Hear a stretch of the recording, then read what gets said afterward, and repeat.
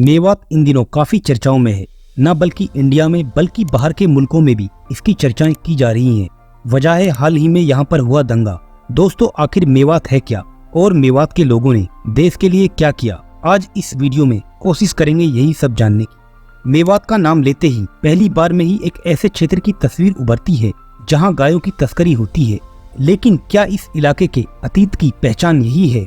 देश की कैपिटल से तकरीबन 100 किलोमीटर दूर स्थित मुस्लिम बहुल एरिया की इमेज हमने ऐसे ही दौर की घटनाओं से गढ़ी है, जबकि यह बहुत कम लोगों को पता होगा कि यहाँ के 1,500 से अधिक जांबाज फ्रीडम फाइटर देश की रक्षा के लिए वीरगति को प्राप्त हो गए थे।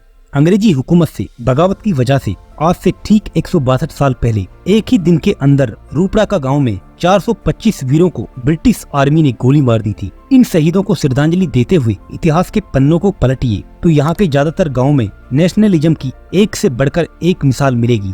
मेवात रणबांकुरों की देशभक्ति और कुर्बानियों की गाथाओं से भरी पड़ी है। रूपड़ा का गांव के 425 लोगों को तो अंग्रेजों ने गोली मार दी थी, जबकि अलग अलग घटनाओं में विद्रोह की वजह से 470 मेवातियों को उनके अपने गांव में फांसी पर लटका दिया गया। 10 गांवों को अंग्रेजों ने जला दिया था। उन शहीदों की याद में यहाँ के कई गांवों में मीनारें बनवाई गई, जो आज भी यहाँ के लोगों की देशभक्ति की गौरव गाथा बयां कर रही है।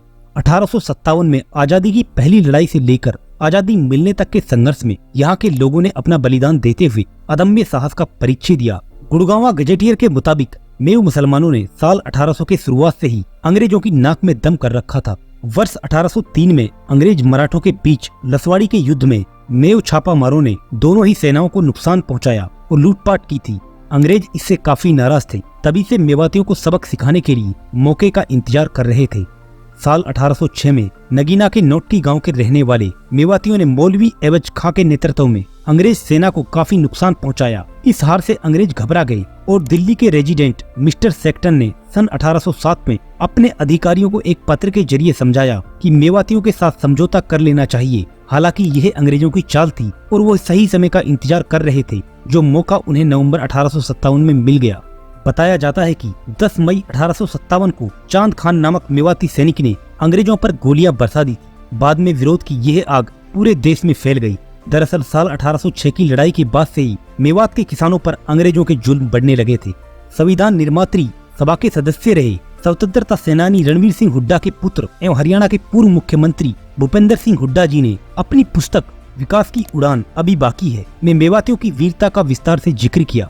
हुड्डा साहब लिखते हैं, मई 1857 की जो क्रांति बैरकपुर से शुरू हुई थी वो 12 मई को मेवात पहुंच चुकी थी। ताउरू, घासेड़ा, नुह, पिनंगवा और पुन्हाना में अंग्रेजों के खिलाफ बगावत का आगाज हुआ। मेवात के आसपास के दर्जनों गांव के लोगों ने अंग्रेजों के खिलाफ मोर्चा संभाल लिया। इस बात की भनक जब अंग्रेजी हुकूमत को लगी तो वायसराय ने कैप्टन डूमंड नामक की अगुवाई में रूपड़ा का गांव को घेरने के लिए फौज भेज दी। 19 नवंबर 1857 को फौज ने गांव पर धावा बोल दिया, लेकिन यहाँ के जाबाजों ने डटकर मुकाबला किया। इस गांव के 400 से अधिक लोग शहीद हो गए। हुड्डा साहब आगे लिखते हैं, 72 मेवातियों ने अपने क्षेत्र को फिरंगियों के पंजे से छुड़ा लिया। गुड़गांव के तत्कालीन डिप्टी कमिश्नर विलियम फोर्ड भौंसी के रास्ते मथुरा भाग गए। गांव गांव में मेवातियों को पेड़ों पर फांसी के फंदे में डालकर लटका दिया गया। कई गांव को लूटा और जलाया गया, लेकिन मेवातियों में देशभक्ति का जोश कम नहीं हुआ। महर्षि दयानंद यूनिवर्सिटी में इतिहास की शोध छात्रा रही शर्मिला यादव ने 1857 के विद्रोह के पश्चात दमन चक्र मेवात का एक अध्ययन नाम से अपनी एक रिसर्च में लिखा है कि 20 सितंबर 1857 को अंग्रेजों ने दिल्ली पर कब्जा कर लिया था और उन्हें हरियाणा में मौजूद मेव विद्रोह खटक रहे थे। दिल्ली पर कब्जे के बाद पूरे 1 साल तक अंग्रेजी सेना ने हरियाणा में दमन किया। 8 नवंबर 1857 को अंग्रेजों ने मेवात के सोहना, ताउरू, घासेड़ा, रायसीना और नुह सहित सैकड़ों गाँव में कहर बरसाया था। अंग्रेजों की कुमाऊं बटालियन का नेतृत्व लेफ्टिनेंट एच ग्रांट कर रहे थे।